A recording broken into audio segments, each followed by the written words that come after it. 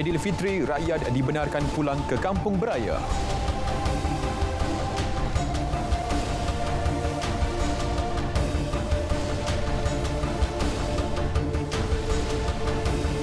Ketengah perintis pakej pelancongan mewah lebih canggih dan eksklusif.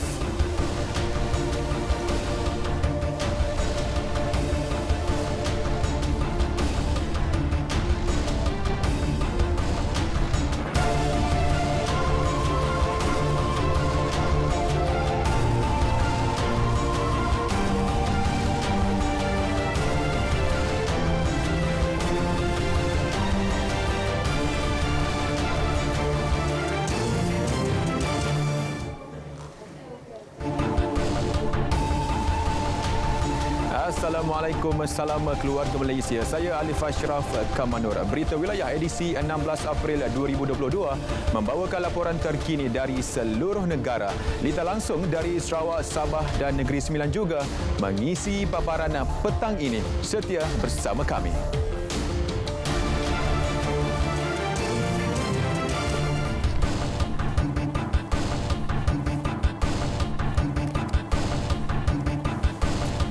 Saudara, kerajaan masih berpegang dengan pendirian sebelum ini untuk membenarkan rakyat pulang ke kampung menyambut Hari Raya Aidilfitri. Malah, Perdana Menteri Datuk Seri Ismail Sabri Yaakob memaklumkan telah berpesan kepada mereka yang ditemuinya untuk meraihkan Aidilfitri bersama keluarga masing-masing selepas 2 tahun tidak merayakan perayaan itu di kampung susulan pelaksanaan Perintah Kawalan Pergerakan bagi membendung penularan COVID-19. Tradisi Rumah Terbuka Aidilfitri di Seri Perdana pada Hari Raya pertama juga tidak akan dilaksanakan tahun ini. Sebaliknya, diadakan pada 8 Mei bagi memberi peluang kepada rakyat menyambut Hari Raya bersama keluarga terlebih dahulu.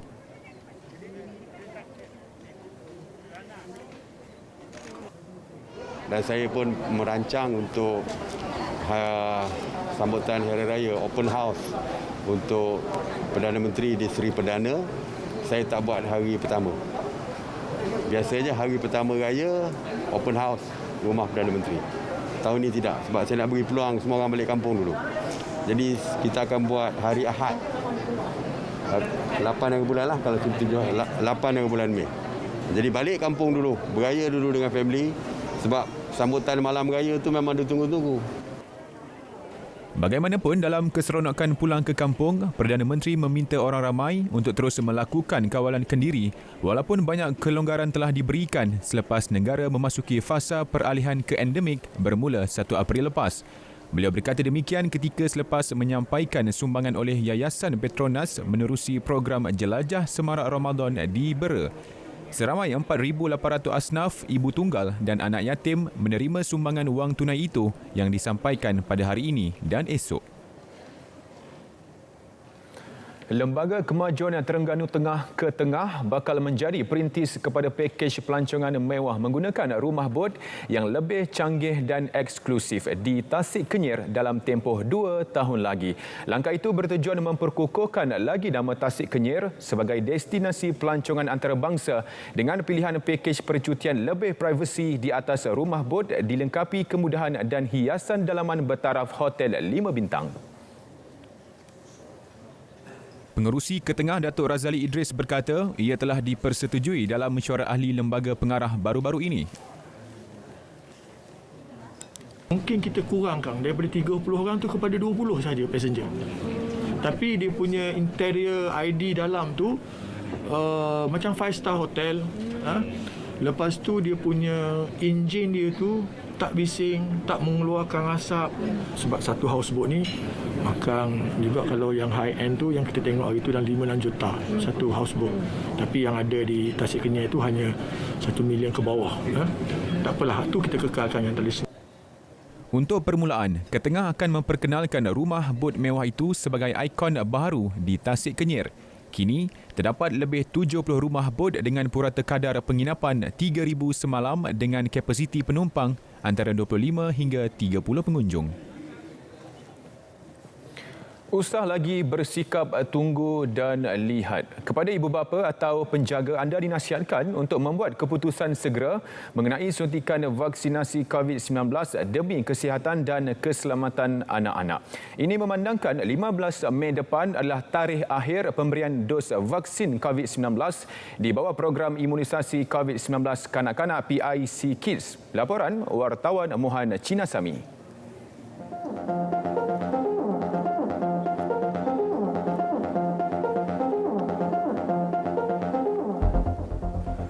Selaras dengan keputusan tersebut, ibu bapa perlu mengambil tindakan yang rasional dalam memastikan tahap imunisasi tubuh anak-anak mereka tinggi selain menghindari jangkitan wabak COVID-19. Ia berikutan kanak-kanak merupakan antara golongan yang mudah dijangkiti dan mudah menghidapi sindrom keradangan multisistem akibat COVID-19. Sindrom tersebut boleh menyerang pelbagai organ dan boleh membawa kematian. Sejak program ini dilaksanakan pada 3 Februari lalu sehingga 12 April, hanya 38.6% kanak-kanak menerima sekurang-kurangnya 1 dos vaksin. Tren vaksinasi yang rendah menyebabkan pembaziran vaksin yang tidak digunakan dalam tempoh 6 bulan selepas dikeluarkan oleh pengelak. Ibu bapa kini mempunyai 29 hari lagi untuk mengambil peluang vaksinasi percuma terhadap anak mereka berusia 5 hingga 12 tahun sebelum tarikh akhir dos 1 pada 15 Mei ini. Malah sepanjang PIC Kids dilaksanakan, ia ternyata berkesan apabila kes COVID-19 dalam kalangan kanak-kanak, terutamanya yang berumur lebih 5 tahun berkurangan. Begitu juga dengan kadar kemasukan ke hospital. Program PIC kanak-kanak yang telah dijalankan di Malaysia sehingga kini dapat kita lihat keberkesanan dia. Kebanyakan kanak-kanak yang telah diberikan vaksin tidak dapat jangkitan yang teruk dan tidak dapat admission, that means tidak dimasukkan ke hospital disebabkan oleh keberkesanan yang agak bagus oleh vaksin Pfizer yang telah diberikan kepada kanak-kanak golongan 5 tahun hingga 11 tahun. Sejak bermula awal Februari lepas sehingga kini, hanya 1.37 juta atau 38.6% kanak-kanak telah menerima sekurang-kurangnya 1 dos vaksin COVID-19 dan 195,865 telah menerima dos yang kedua. Selepas 15 Mei, vaksin COVID-19 kanak-kanak jenis Comirnaty tidak lagi ditawarkan di mana-mana fasiliti kesihatan awam dan swasta di Malaysia. Vaksin CoronaVac pula hanya boleh diperolehi dengan bayaran di institusi swasta. Jangan amalkan sikap tunggu dan lihat. Sebagai ibu bapa atau penjaga yang mempunyai sikap tanggungjawab atau keprihatinan terhadap keselamatan dan kesihatan anak-anak anda, pastikan anda telah mendaftar anak anda untuk mendapatkan vaksinasi. Ingat, vaksin mampu menyelamatkan anak anda daripada menjadi mangsa jangkitan COVID-19. Sama-sama kita mengurangkan kadar kebolehjangkitan di kalangan kanak-kanak. Muhammad Cinasami, Berita RTN.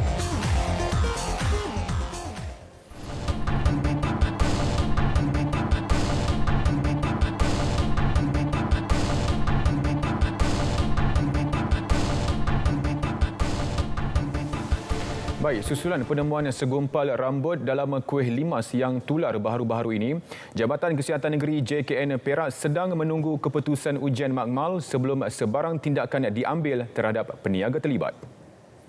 Esko Kesihatan Sains Alam Sekitar dan Teknologi Hijau Perak Muhammad Akmal Kamarudin berkata, hasil pemeriksaan yang dijalankan, premis makanan tersebut dikategorikan sebagai bersih.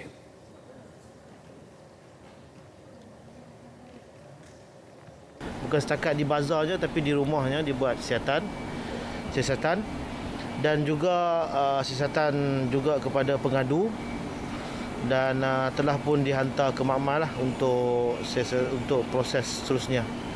Dan hasil daripada siasatan awal mendapati bazar kuih limas tersebut bersih dan juga di rumahnya juga dalam memproses kuih limas itu juga bersih.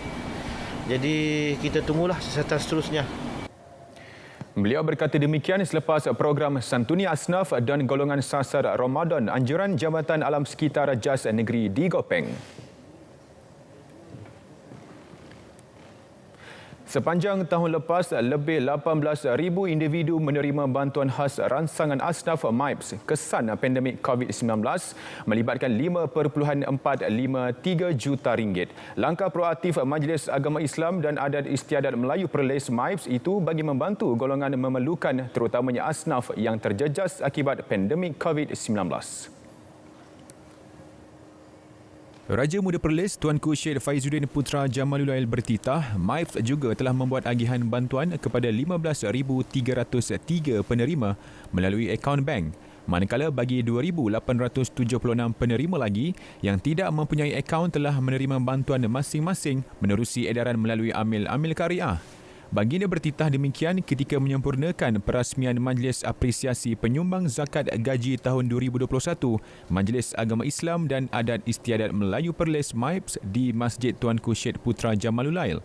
Majlis merupakan media menghargai para penyumbang zakat pendapatan di bawah skim potongan secara bulanan melalui Majlis Agama Islam dan Adat Istiadat Melayu Perlis.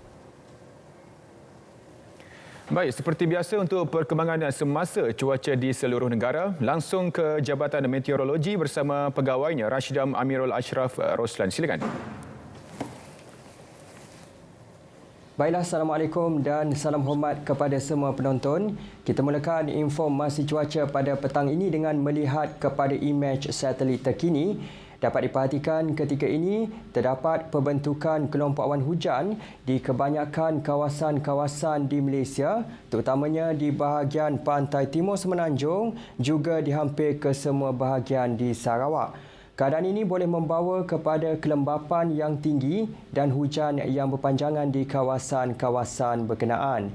Hal ini dapat kita perhatikan dengan lebih jelas lagi di mana buat waktu ini hujan lebat kini sedang berlaku di 1-2 tempat melibatkan hampir ke semua negeri di Semenanjung Malaysia kecuali di Perlis, Pulau Pinang dan juga Melaka. Keadaan hujan yang sedang berlaku ketika ini dijangka boleh berlanjutan sehingga ke malam nanti. Bagi tinjauan cuaca semasa di Sabah dan Sarawak pula dapat diperhatikan ketika ini, hujan lebat kini sedang berlaku di 1-2 tempat melibatkan bahagian Sandakan di Sabah, termasuklah di sekitar bahagian Limbang, Bintulu, Kapit, Mukah, Sibu dan juga Kuching. Keadaan hujan yang sedang berlaku ketika ini juga dijangka boleh berlanjutan sehingga ke malam nanti. Baiklah, kita beralih pula dengan melihat kepada carta angin semasa. Dapat diperhatikan ketika ini, angin masih lagi bertiup dari pelbagai hala dengan kelajuan yang agak sederhana, sekitar 20 hingga 30 km sejam. Oleh yang demikian, keadaan ini adalah amat sesuai untuk aktiviti menangkap ikan, bot-bot kecil dan perkapalan, serta aktiviti pantai dan sukan laut. Baiklah, sekian sahaja informasi cuaca pada petang ini. Sebelum berpisah, kita ikuti tinjauan cuaca bagi bandar-bandar utama di Malaysia. Sekian, Assalamualaikum.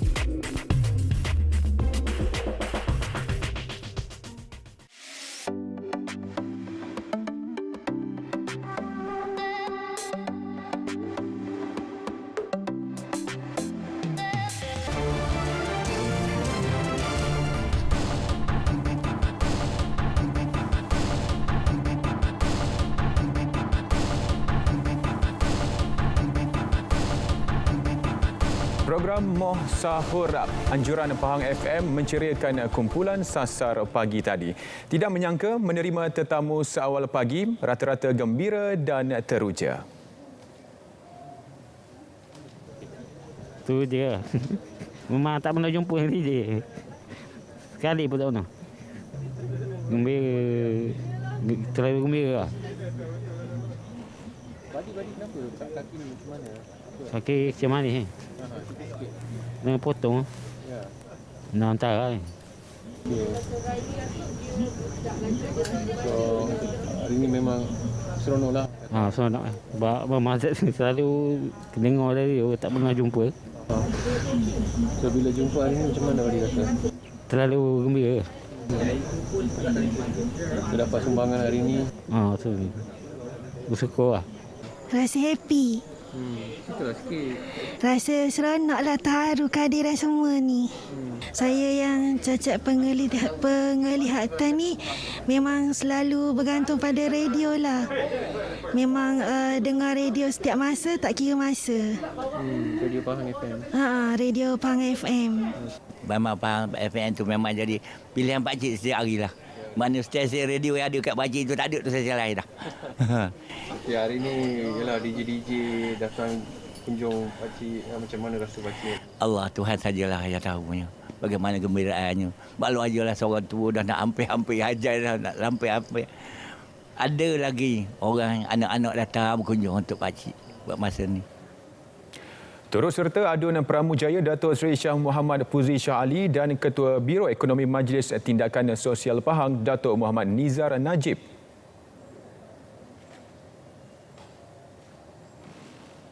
Saya sarankan supaya lebih banyak kolaborasi diadakan antara NGO di satu setempat.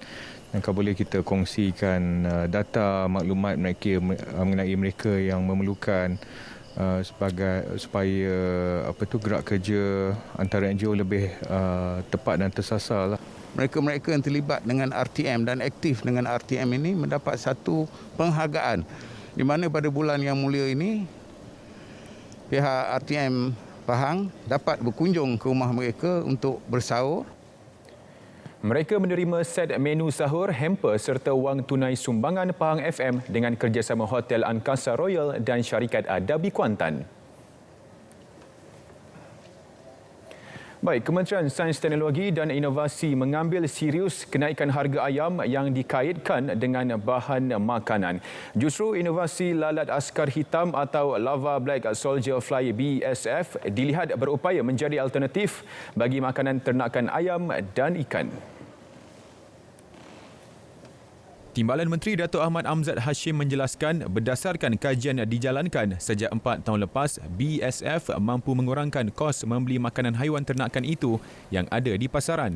Sehubungan itu, lebih ramai peternak disaran menceburinya. Selepas dilancarkan di Johor bulan lepas, program serupa bakal diperluas ke Kedah Jun ini.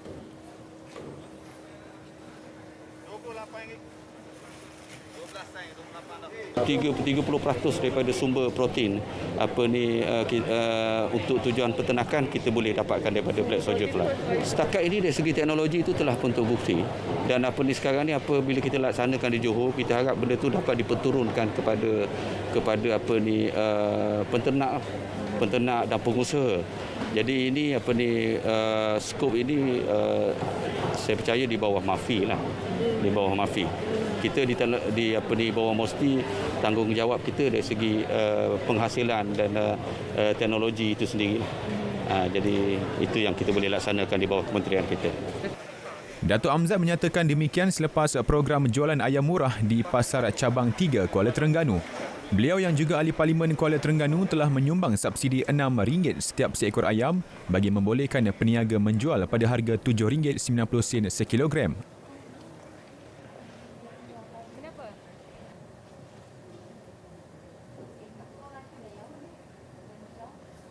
Rasa sukalah kalau kita niaga dengan harga boleh beri kita harga murah. Jadi orang beli pun suka juga. Kalau kita main jual harga mahal ni, orang nak beli pun orang komen. Berapa mahal sangat, apa tanya semua kau. Ada ayam murah ni. Orang nak tanya tak murah. Ayam murah. Satu langkah orang kata yang baiklah untuk peniaga dan juga pembeli. Maknanya mungkin ada sedikit meringankan beban untuk penjual pembeli. Dan juga saya rasa boleh jadi tarikanlah pasal Camas 3 untuk kembali seperti sedia kali yang kita baru ni viral dengan ada masalah isu harga dan sebagainya lah. Baik saudara, jarang kita mendengar bubur lambuk disediakan pemain rugby. Di Terengganu, pemain rugby yang biasanya lasak di atas padang kini bergotong royong memasak bubur lambuk istimewa untuk masyarakat setempat. Taufik Adnan ada laporannya.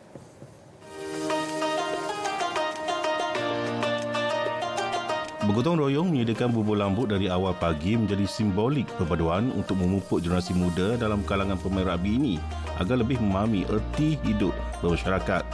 Program 2 hari Anjuran Persatuan Rugby Negeri Terengganu PRNT bersama Persatuan Penduduk Taman Bukit Bayas Indah Perindah dilihat mampu menjadi contoh terbaik buat komuniti penggiat sukan di negeri ini. Dan pada hari pertama adalah memasak bubur lambuk. 2 periuk bubur lambuk besar disediakan oleh penduduk kampung, penduduk taman perumahan di sini. Dan pada esokan harinya dirancang, dijadualkan untuk memasak nasi minyak yang akan diakhirkan kepada penduduk sekitar dan juga meraihkan golongan asnaf dan juga anak-anak yatim untuk berbuka puasa pada esok hari. Menariknya, aktiviti sebegini juga menjadi pengalaman baharu terutama bagi pemain rugby wanita Sukma Terengganu yang berasal dari Sarawak, Alita Grace Sigan. Bersama skuad pasukan dalam membantu menyiapkan bahan-bahan masakan bubur lambuk ini. Berasa unik dan satu-satu program yang boleh membuat persahabatan bersama tim-tim, rakan-rakan. Sangat gembira dan teruja. Bagi Yang di-Pertua PRNT Amir Amri Muhammad, pihaknya amat menekankan program tanggungjawab sosial dalam kalangan semua penggiat sukan rugby di Terengganu.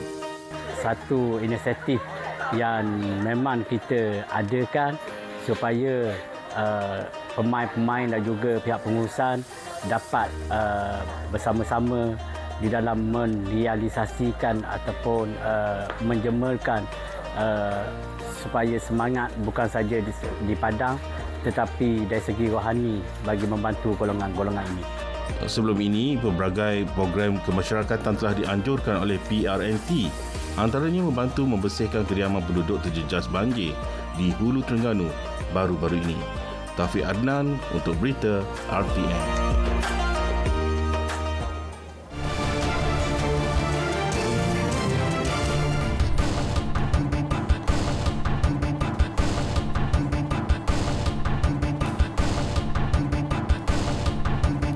Baik, antara fokus berita dari Bumi Kenyalang, pelaksanaan kadar baharu gaji minimum RM1,500 bermula 1 Mei depan perlu dikaji semula. Terus saja langsung bersama Vanessa Mering. Vanessa, silakan. Ya, Alif. Pelaksanaan kadar baharu gaji minimum RM1,500 bermula 1 Mei depan perlu dikaji semula bagi menjaga kepentingan semua pihak. Timbalan Menteri Perusahaan, Peladangan dan Komoditi Datuk Willy Mongin berkata, secara peribadi beliau mahu keputusan pelaksanaan kadar gaji baharu tersebut dipertimbangkan semula untuk memastikan situasi menang-menang bagi pihak majikan dan pekerja. Kita lebih-lebih lagi industri kecil dan Menurut Datuk Willy, pelaksanaan kadar gaji baharu bermula bulan depan itu dilihat akan membebankan segelintir pengusaha dan pemilik syarikat, terutama usahawan industri kecil dan sederhana untuk berbelanja lebih membayar gaji.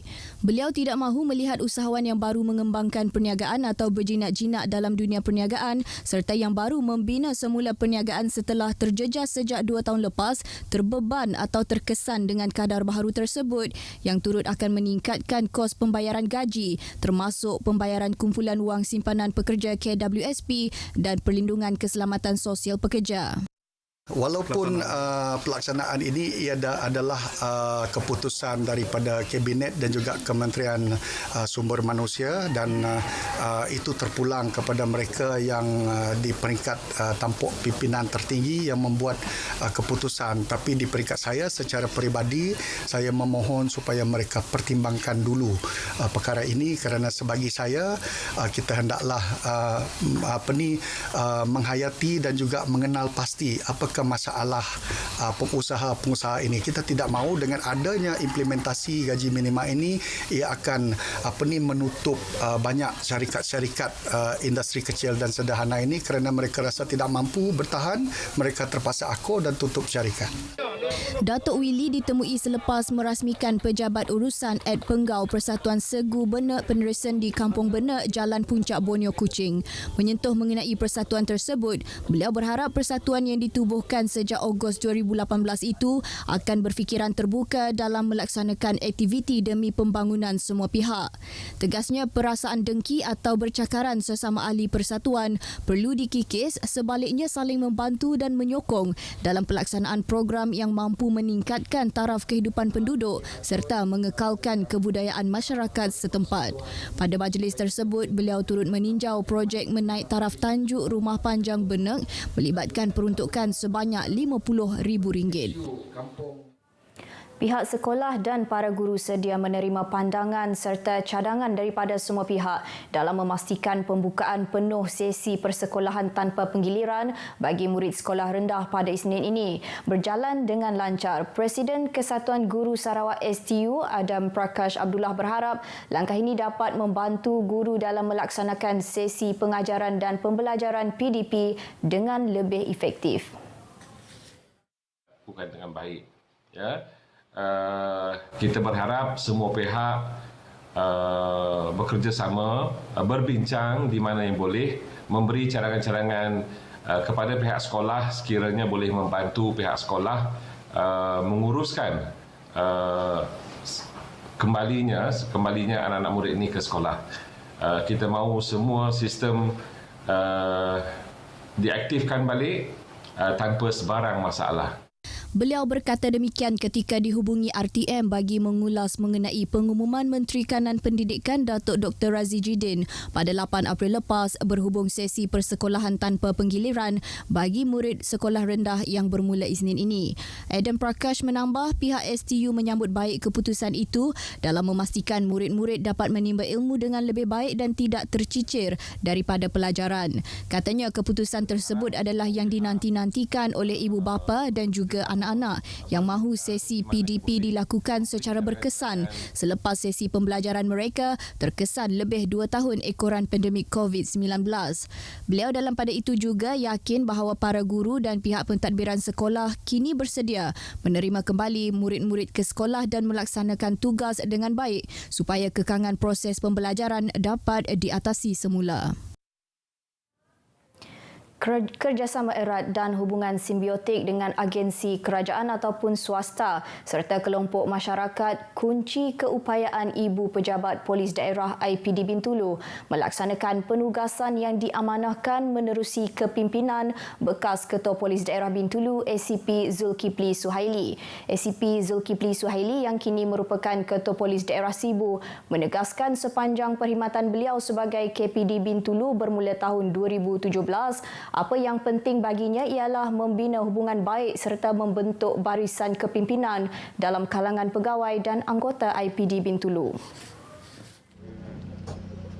ACP Zulkifli berkata ini penting dalam usaha membentuk barisan pegawai muda khususnya berdedikasi serta berupaya melaksanakan tanggungjawab pada masa hadapan tanpa perlu diawasi dan dipantau rapi oleh pegawai atasan. Hubungan simbiotik antara agensi itu adalah paling penting untuk kita memastikan penugasan kita ini lebih teratur dan kita mendapat sokongan. Situasi ini dapat dilihat khususnya semasa Perintah Kawalan Pergerakan yang dilaksanakan pada 18 Mac 2020.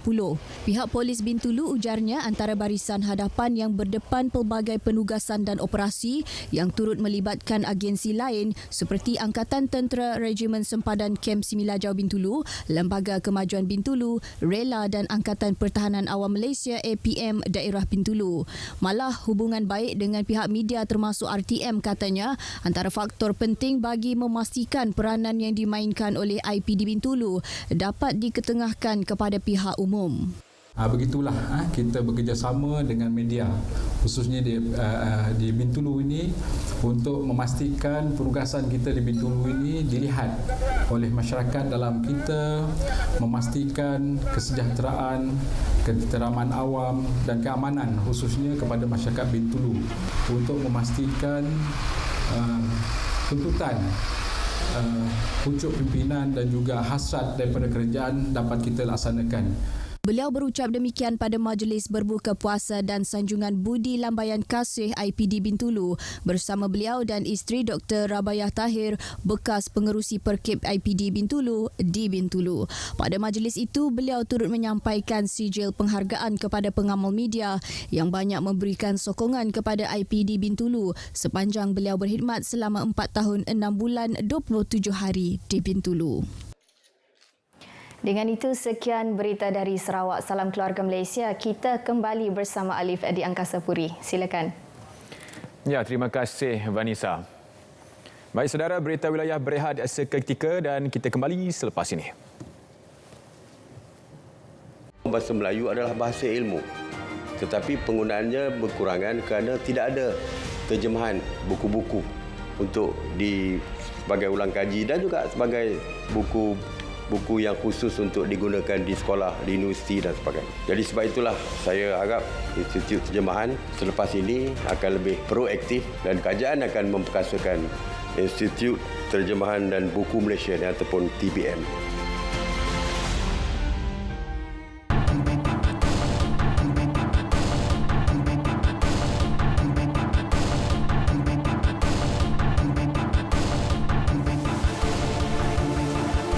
Seterusnya fokus dari negeri di bawah bayu. Masih lagi reaksi dalam kalangan pemimpin dan ahli akademik mengenai komitmen Kerajaan Persekutuan menaikkan pemberian khas sebanyak 4.7 kali ganda kepada Sabah. Butirannya bersama Anisia Dulus di Kota Kinabalu. Silakan Anisia. Baik, Alif. Pertambahan sumbangan ataupun pemberian khas daripada Kerajaan Persekutuan untuk negeri Sabah sebanyak 4.7 kali ganda menunjukkan satu proses rundingan yang positif bagi pembangunan dan kemajuan negeri Sabah.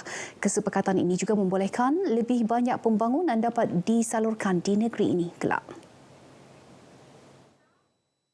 Yang mana perundingan tentang hak-hak Sabah di bawah Perjanjian Malaysia 1963 itu sedang ditunaikan oleh Kerajaan Persekutuan. Dan sebagaimana kita maklum bahawa jumlah yang diberikan ini akan dikaji apabila kedudukan kewangan Kerajaan Persekutuan bertambah baik nanti. Jadi kita amat mengalu-alukan perkembangan ini. Kita sudah tahu bahawa keadaan negeri Sabah ini yang begitu luas muka buminya dan banyak lagi pembangunan yang diperlukan untuk membangunkan negeri ini. Jadi ini sesuatu yang baiklah. Jadi rakyat negeri Sabah perlu berterima kasih kepada Kerajaan Persekutuan atas pemberian ini. Perdana Menteri Datuk Seri Ismail Sabri Yaakob dan Ketua Menteri Sabah Datuk Seri Panglima Haji Jinor dalam satu kenyataan bersama pada 14 April menyatakan bahawa amaun pemberian khas baharu dinaikkan daripada 26.7 juta ringgit kepada 125.6 juta ringgit bagi tahun ini. Amaun akan terus meningkat setiap tahun bagi tempoh 2023 hingga 2026 mengikut kadar kenaikan yang dipersetujui bersama. Datuk Haji Ji juga memaklumkan bahawa Kerajaan Negeri Sabah akan terus berunding mengenai tuntutan 40% daripada hasil negeri. Perkembangan terkini bot karam di perairan Pulau Tandoan timbun mata sempurna. 2 mayat kanak-kanak mangsa bot karam yang hilang telah ditemukan kira-kira pukul 7.10 pagi tadi. Dalam kenyataan Agensi Penguatkuasaan Maritim Malaysia APMM, kedua-dua mayat ditemukan berhampiran lokasi kejadian. Bangsa dikenali Nora Hanis hari malam 14 tahun dan Aiman 6 tahun. Dalam kejadian malam Khamis, sebuah bot pam yang membawa 20 penumpang karam sekitar perairan Pulau Tanduan terletak kira-kira 4 km dari Pekan Semporna. Bot tersebut dalam perjalanan dari kampung Bakung-Bakung menuju Pulau Tanduan dipercayai karam akibat cuaca buruk selain berkemungkinan melebihi muatan. Sebelum itu, 5 mangsa iaitu 3 kanak-kanak dan 2 wanita ditemukan lemas di tempat kejadian. Ketua Polis Daerah Semporna, Superintendent Muhammad Farhan Lee Abdullah berkata, seorang lelaki warga tempatan 64 tahun yang juga juragan bot yang karam telah ditahan. Kes disiasat mengikut Seksyen 304A Kanun Keseksaan kerana menyebabkan kematian dengan cuai. Seorang kanak-kanak autism 5 tahun, Jaden Gabriel Peter, ditemui selamat selepas dilaporkan hilang petang semalam di Kampung Hutan Kampung Melawak, Jalan Sepanggar. Menerusi kenyataan Pusat Gerakan Operasi, Jaden berjaya ditemui di Bukit Janggut kira-kira 1.30 tengah hari oleh orang awam yang turut serta dalam operasi pencarian. Jaden kemudian diberi rawatan awal oleh pasukan EMRS sebelum dihantar ke Hospital Wanita dan Kanak-kanak Sabah untuk rawatan lanjut. Kanak-kanak lelaki itu dilaporkan hilang kira-kira pukul 3 petang semalam. Operasi pencarian melibatkan pasukan bomba, polis dan penduduk kampung dibahagikan kepada 3 kumpulan termasuk unit pengesan K9 dengan radius pencarian 2 km dari rumah mangsa. Hari ini operasi turut disertai unit drone pasukan Gerakan Udara Sabah yang memuat naik lagu kegemaran Jaden selain rakaman suara ibunya bagi menarik perhatian Jaden. Operasi ditamatkan pukul 2 petang tadi.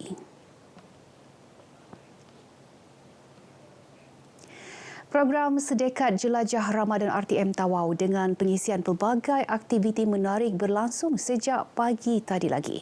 Melalui kerjasama rakan-rakan strategi Tawau FM kali ini memilih untuk menyantuni beberapa buah mahat tahfiz dan golongan kurang berkemampuan. Perkembangan lanjut terus bersama Amran Rajih di Tawau. Terima kasih. Sekarang ini saya berada di Surau Saidina Umar, Taman King Pok di Tawau, di mana berlangsungnya acara kemuncak Sedekat Jelajah Ramadan peringkat RTM Tawau 2022. Seawal pukul 8 pagi tadi, sebenarnya Sedekat Jelajah Ramadan RTM Tawau telah berlangsung di mana kaki tangan RTM bersama-sama rakan-rakan strategiknya telah menyantuni seterusnya menyampaikan sumbangan di beberapa buah mahat tahfiz dan rumah asnaf terpilih. Sehinggalah ke petang ini di majlis penyampaian sumbangan kepada kira-kira 30 orang asnaf sekitar Tawau. Seterusnya majlis berbuka puasa, solat sunat fardu maghrib dan isyak, insya-Allah solat sunat bertarawih di surau ini. Bersama saya ketika ini Pembantu Menteri Belia dan Sukan Sabah yang berhormat Andi Muhammad Suryadi Bandi yang turut hadir bersama-sama RTM bagi memeriahkan Sedekat Jelajah Ramadan RTM Tawau pada petang ini. Mungkin YB boleh kongsikan bagaimana kemeriahan penganjuran Sedekat Jelajah Ramadan RTM Tawau yang bermula sejak awal pagi tadi, YB? Sejak awal pagi tadi kita lihat acara ataupun program yang dijalankan begitu meriah dan beberapa tempat yang diberikan sumbangan itu menerima sambutan yang amat baiklah, dan ini merupakan satu usaha yang saya pikir sangat bagus pada bulan Ramadan ini. Ya. Okey, YB, bagaimana pula YB melihat kerjasama di antara RTM Tawau khususnya dengan rakan-rakan strategik dalam penganjuran Sedekat Jelajah Ramadan pada kali ini?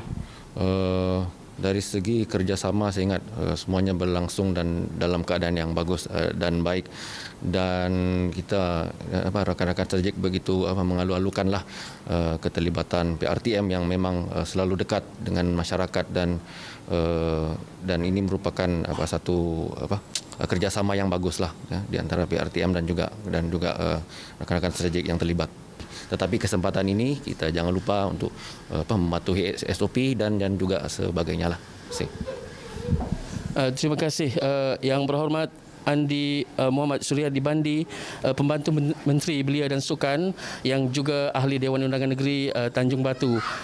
Demikian saja perkongsian saya pada petang ini mengenai sedekat Jelajah Ramadan RTM Tawau 2022 di Surau Saidina Umar, Taman King Pok di Tawau ini. Kembali ke rakan setugas untuk perkembangan berita selanjutnya. Ya, sekian berita dari negeri di bawah bayu. Keluarga Malaysia, lengkapkan vaksinasi COVID-19 anda dan keluarga kerana lindung diri, lindung semua. Berita seterusnya kembali ke Angkasa Puri bersama Alif. Alif, silakan. Baik, terima kasih Anisha. Pelabuhan kontena Labuan Liberty Wharf berupaya mengendali kemasukan kapal dari selatan Filipina sekiranya perdagangan bata dibenarkan untuk diteruskan semula. Dewan Perniagaan Melayu Malaysia DPMM Labuan menyokong cadangan untuk menghidupkan semula aktiviti perdagangan tradisi pulau itu. Presiden Datuk Suhaili Abdul Rahman yakin perdagangan bata berupaya memberi manfaat kepada perniagaan tempatan. Menerusi sistem itu juga, beliau berkata harga yang kompetitif dicapai menerusi perniagaan yang dijalankan termasuk melibatkan produk makanan serta barang keperluan harian.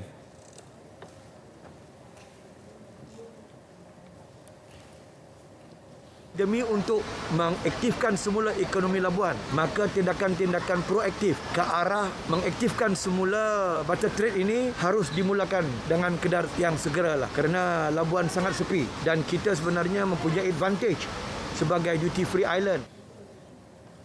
Beliau terdahulu meraikan golongan asnaf terdiri daripada anak yatim, orang kurang upaya OKU, ibu tunggal dan pelajar tafsir pada majlis berbuka puasa.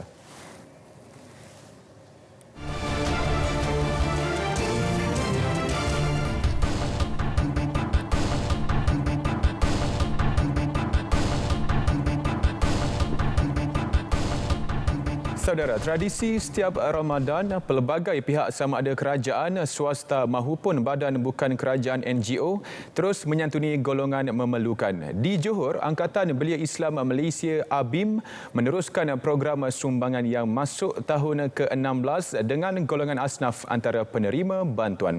Laporan wartawan Nur Aziza Rahman.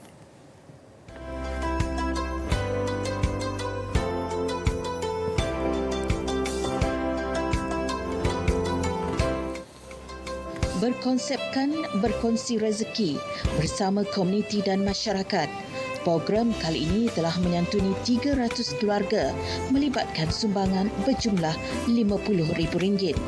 Program turut mendapat kerjasama 50 sukarelawan skuad prihatin ABIM. Sangat menanti-nantikan, sangat tertunggu sumbangan daripada ABIM Negeri Johor ni.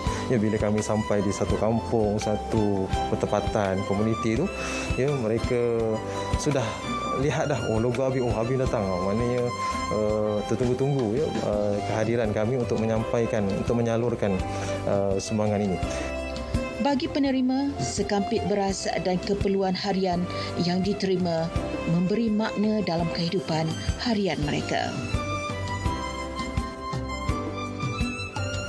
Tak tahulah betapa sukanya, gembira dapat tampuk apa sumbangan macam ini.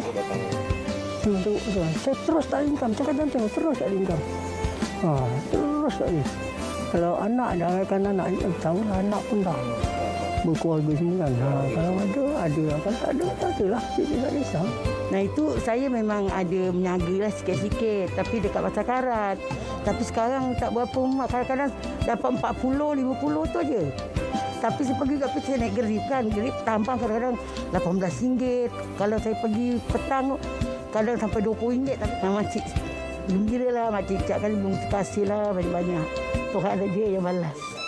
Cukup saya tak boleh cakap lagi. Sedih saya. Makan pun dia orang hantar. Adik angkat saya hantar. Jadi saya tak boleh cakap apa pun. Lepas tu saya termenung je kat rumah.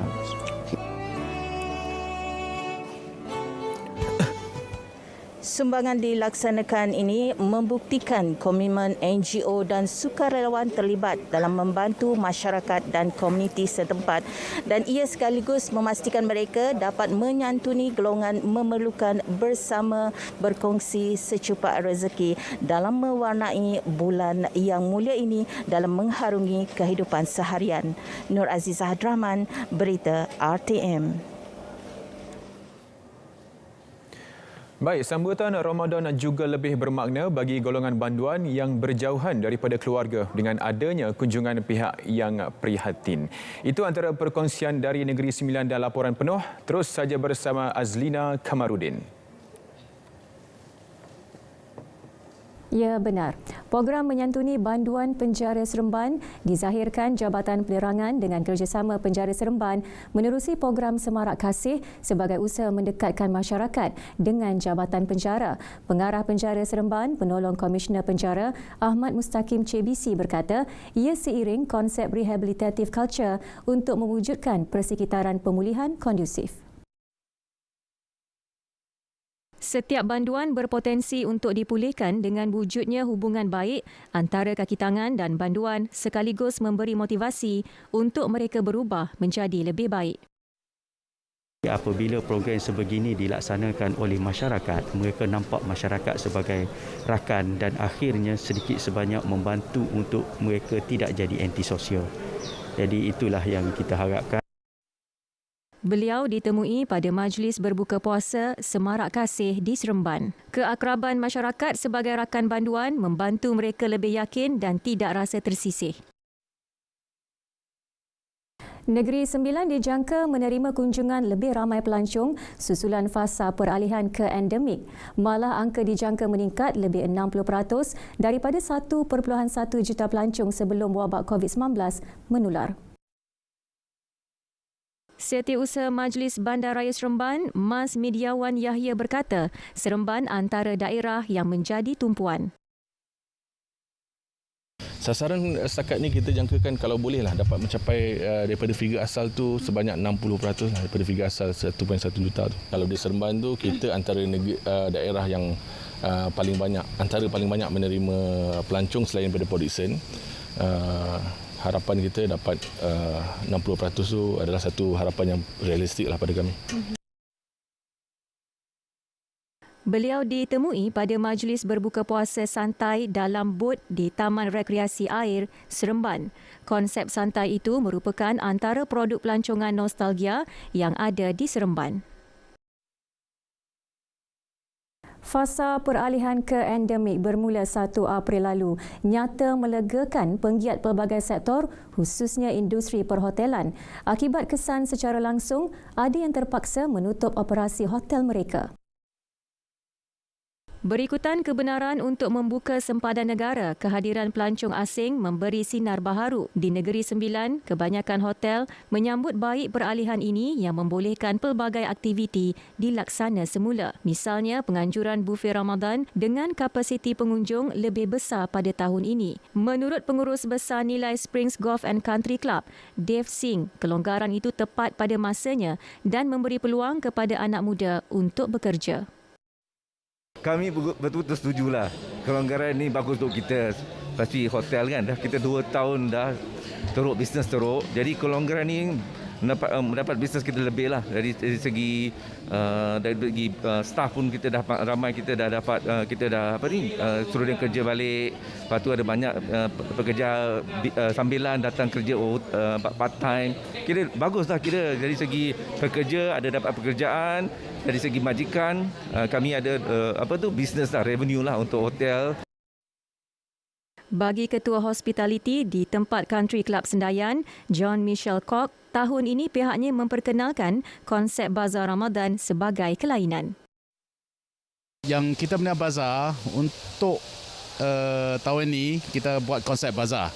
Sebab kita rasa ada banyak keluarga, suami isteri dua-dua bekerja.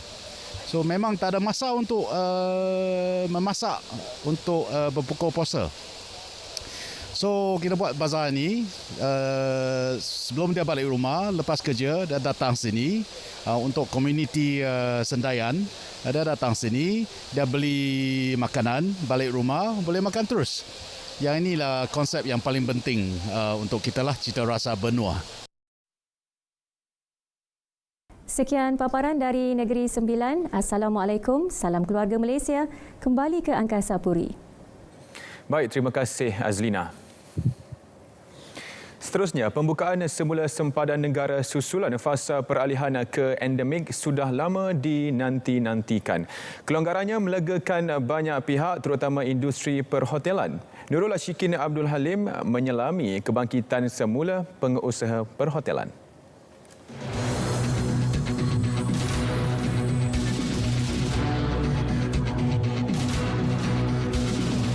Berbeza dengan hotel bertaraf bintang yang mewah dan eksklusif, hotel bajet menawarkan kadar lebih murah namun ruang bilik terhad. Sekatan akibat COVID-19 hampir 2 tahun lalu memberi cabaran besar buat pengusaha. Ini kerana operasi bergantung kepada tempahan bilik berbanding hotel bertaraf bintang yang beralih kepada jualan makanan secara pandu lalu untuk mengekalkan momentum pendapatan. Justru menghentikan operasi buat sementara menjadi satu-satunya pilihan. Kini Persatuan Hotel Bajet Malaysia MYBA Melaka bangkit merangka strategi untuk menerima pengunjung. Okey, hotel yang mendaftar di bawah persatuan adalah seramai 172 pengusaha hotel yang berdaftar dan tapi bukan semuanya aktif buat masa ni. Tapi MYBA ni memainkan peranan untuk kita approach diorang balik untuk diorang kembali aktif. Tapi dalam masa yang sama tu kita kena faham apa masalah diorang sebenarnya. What is the challenges yang masih tak resolve lagi sampai sekarang. Jadi itulah perkara yang kita akan bantu. Jadi dia akan memeriahkan balik sektor pelancongan di Melaka ni. So hopefully kita dapat continue promosi-promosi dari pihak state government, bahagian promosi pelancongan untuk continue berusaha bersama kita. Kita akan bantu sedaya takat mana yang kita boleh. Dan salah satu usaha kami sebagai pihak pengusaha hotel bajet ni, kita banyak bergerak dalam Persatuan MYBA dengan mengikut promosi-promosi yang dianjurkan khususnya daripada pihak bahagian promosi pelancongan daripada negeri Melaka. Kita banyak bergerak sebagai satu pengusaha hotel bajet pergi ke fair-fair yang diberi khas kepada pengusaha hotel bajet lah sebenarnya. Strategi turut dirangka dengan kerjasama bahagian promosi pelancongan BPP Melaka. Bagaimanapun, pematuhan SOP tetap dititik beratkan termasuk imbasan kod QR MySejahtera, cecair pembasmi kuman dan proses sanitasi. Pembukaan semula sempadan negara bermula 1 April lalu memberi nafas baru buat penggiat industri perhotelan khususnya hotel bajet. Malah menjelang Aidilfitri ini mereka mensasarkan kehadiran pengunjung dari negara jiran dan domestik sekaligus kembali menjana pendapatan. Peluang kembali beroperasi seperti sedia kala wajar dimanfaatkan sebaiknya oleh pengusaha dengan harapan ia mampu mengembalikan kerancakan ekonomi setempat. Nurul Ashikin Abdul Halim, Berita RTM. Baik, ini pula perkembangan sukan di Johor. Ketua Jurulatih Johor Darul Ta'zim JDT Benjamin Mora memuji barisan pemainnya yang mempamerkan semangat luar biasa ketika menang dalam aksi pembuka tirai kumpulan I Liga Juara-Juara Asia ACL malam tadi. Jelas Benjamin keupayaan JDT meraih kemenangan besar 5-0 menewaskan klub gegasi China Guangzhou FC juga amat mengejutkannya. Menurut beliau, menang pada aksi pembukaan saingan ACL menentang pasukan terbaik di rantau Asia telah meningkatkan lagi moral pemain selain teruja dengan pencapaian yang dilakukan. Dalam perlawanan tersebut, Bekson da Silva berjaya melakukan hat-trick pada minit ke-9, 26 dan 51. Manakala baki dua lagi gol JDT diperoleh hasil jaringan Fernando Forestieri pada minit ke-12 dan Ramadan Saifullah pada minit ke-80. Baik, usaha memartabatkan warisan silat negara terus digerakkan. Terbaru, Persekutuan Silat Kebangsaan Malaysia Pesaka memaklumkan bakal menganjurkan Festival Silat Seni Antarabangsa dari 21 hingga 24 Julai. Menurut Presiden Pesaka, Dato' Megat Zulkarnain Omardin, penganjuran festival itu penting bagi memenuhi keperluan pertubuhan pendidikan, saintifik dan kebudayaan Pertubuhan Bangsa-Bangsa Bersatu UNESCO yang mengiktirafkan silat sebagai warisan Malaysia.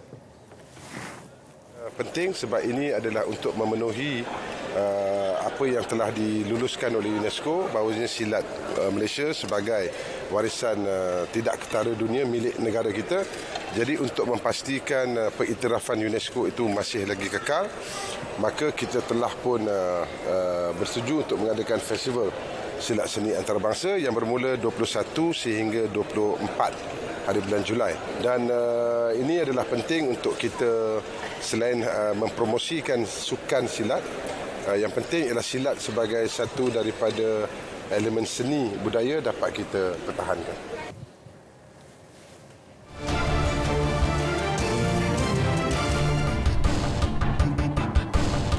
Baik, membeli belah dalam talian. Hampir semua jenis barangan mampu dimiliki tanpa perlu bersesak dan beratur panjang di kaunter. Jika cukup wang, item yang diidamkan akan diterima. Fauzura Yusof meninjau trend beli belah dalam talian menjelang Aidilfitri.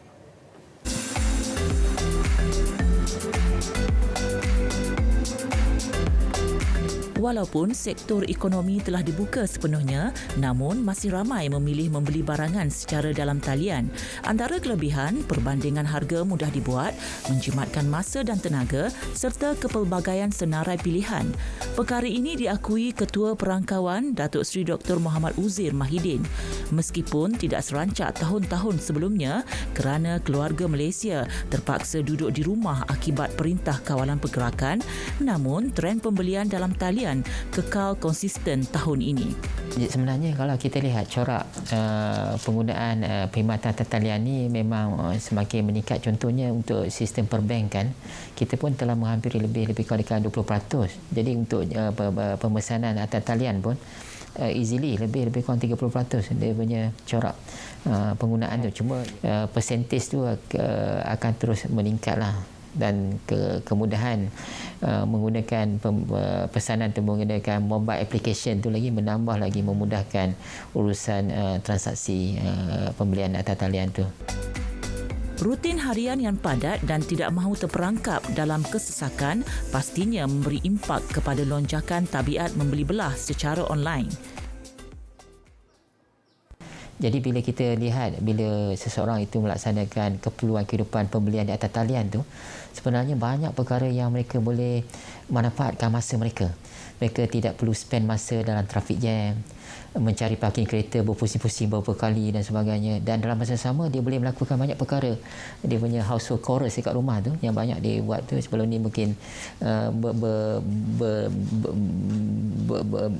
masa tu terlalu banyak perkara nak dilakukan, menyebabkan benda itu dapat lebih tenang lah. Maknanya pembahagian division of time tu antara rumah dan sebagainya. Tawaran yang berbaloi pada harga berpatutan menyebabkan pengguna lebih selesa mendapatkan kelengkapan Aidilfitri dalam talian. Online ni lebih fleksibel lah untuk kita beli, mudah, kita cepat pun cepat, tak buang masa kan. Walaupun kita tak perlu nak bersesak-sesak dengan orang lain lah kat luar untuk beli-beli barang semua tu.